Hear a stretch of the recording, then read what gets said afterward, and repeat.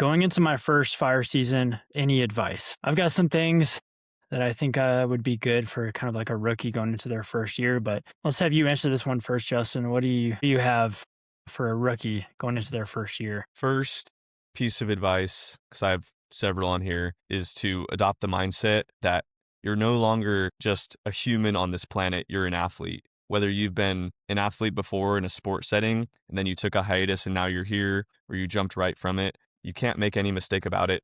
You got to treat your body like an athlete and you're going into your season. So when you look at folks in the professional athlete space and how just meticulous they are with their regimening, I know we don't make $1 million. I know we aren't sponsored. I know it's not our full-time job just to prep meals and recover. Like, we're doing manual labor. It's blue collar as shit. But when you can, make those adjustments to set yourself up like an athlete with your fueling, with your sleep, with everything just overall throughout your day. Have that mindset that you are a machine that's meant to do work. And if you don't upkeep that machine, stuff's going to go way awry across the course of a season that's full of damage. You have to prioritize recovery. Yep, I know. I remember my first fire, like my first assignment, and it was local. So we drove there. We dug line all day, and then we drove back. And I remember, I mean, I was dead too. I mean, I was completely exhausted. And I just remember in the buggy looking at all the other rookies, and they looked way worse than me. And I was like, I know I'm hurting. I can't imagine how much these other guys are hurting, because a lot of them had never done anything hard or physical like this before. And thankfully, I had my athlete background to help me out. And yeah, it's like, man, recovery is a priority. And that first fire really opened my eyes to that. I've got some things that I want to share for this, and they're not even necessarily like in my wheelhouse of strength and conditioning. But the first thing that I want to say is what I think is the most important is have a sense of urgency. Don't ever be the last one with your gear ready to go, lined up. Don't ever be the last one off the buggy. Don't ever be the last one in the buggy. Always try to be first in everything.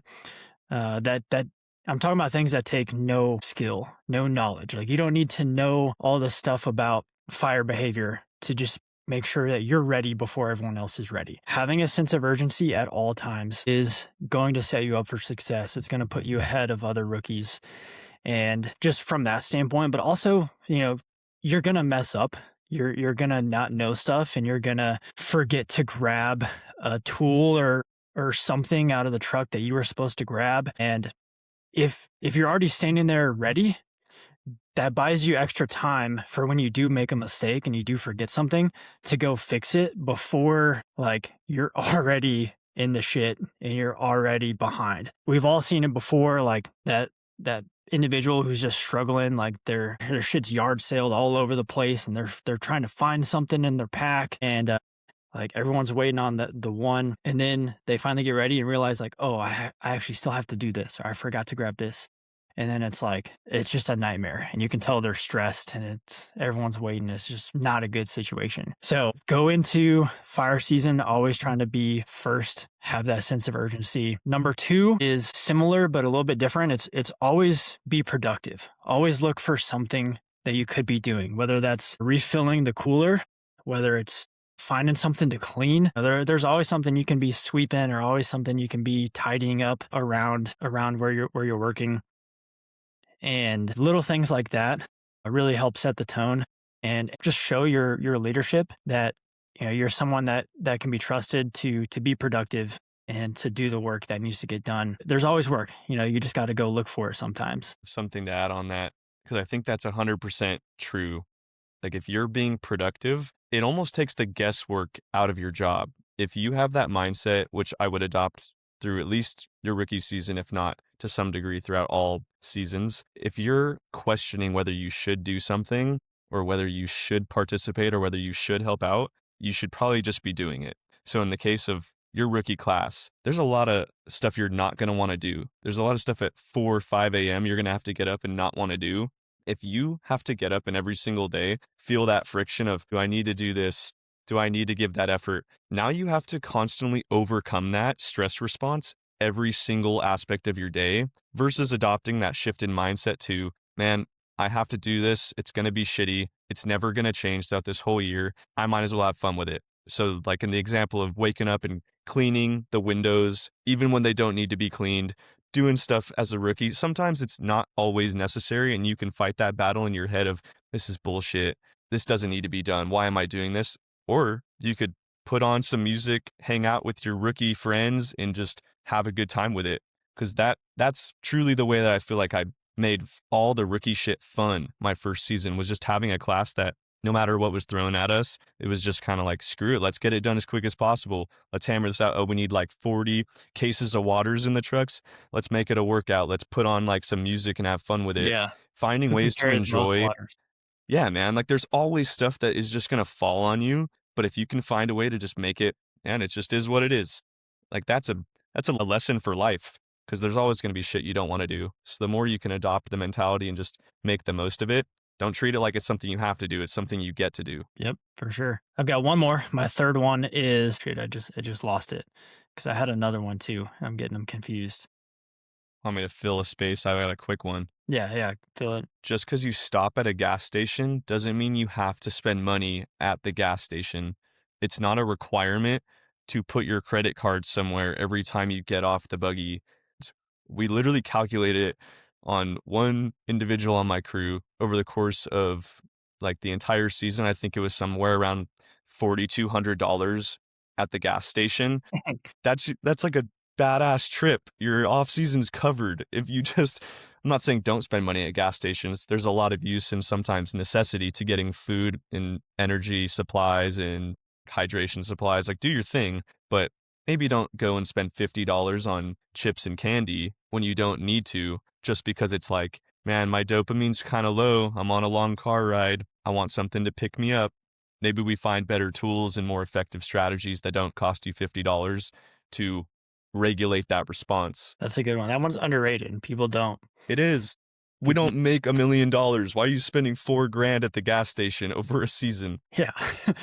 Um, yeah, you see them, like, coming out the door, it's, like, falling out their arms because they have It's so like many st groceries, man. You went to like Yeah, Vaughn's for the week at the gas station. yeah.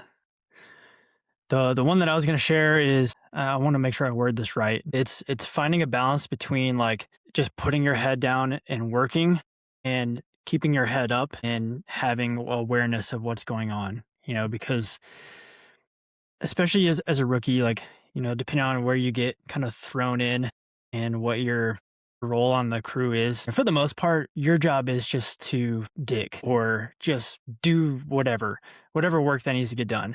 And sometimes, like, the best thing you need to do is just keep your head down.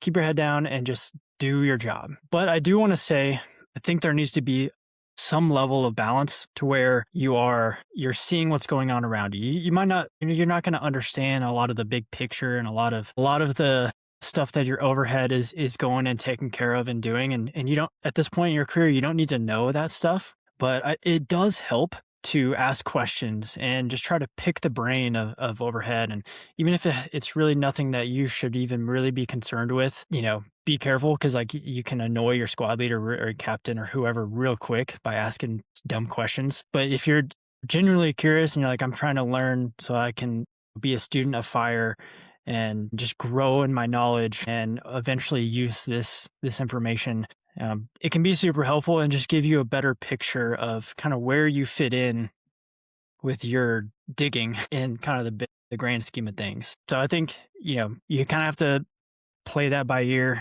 and a lot of it's situational. But then I've kind of got a fourth one, 3.5 or 4, and it is always be observing. So the reason I say this is because it's really easy in this job to just get so exhausted and so tired that, like, you're not thinking about anything. Your mind is just blank. And that's where mistakes happen. That's where you forget things. And that's where you don't know what's going on around you necessarily. But what I mean by this is, when you're observing other people, especially other rookies, you can see what other people are doing good and what they're doing productive, and you can learn from them and then take what they do and apply it to what you do. I mean, you can learn from other people's mistakes. If someone else is getting corrected on something, watch, learn, make sure that you pick up on that so that you don't make that same mistake. And then you don't have to deal with that whole, now I'm getting yelled at, now I'm getting told what not to do because you learned from other people.